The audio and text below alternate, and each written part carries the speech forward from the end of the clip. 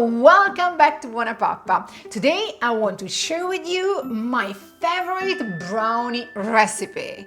It's a zucchini brownie recipe. It's flourless and it's plant-based. It's decadent, it's super yummy, and it's healthy. It's so healthy that usually people, when I tell them the ingredients, they get kind of surprised because it's so healthy and so good at the same time. First thing to do, we're going to grate the zucchini finely.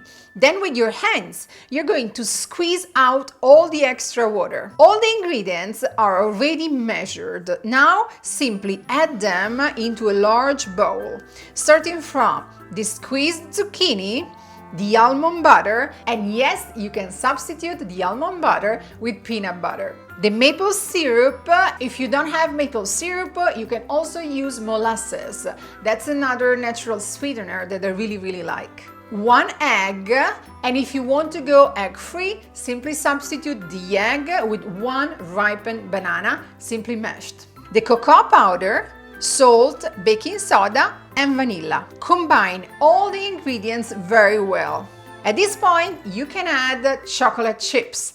I really like dark chocolate chips, and you can add as many as you like.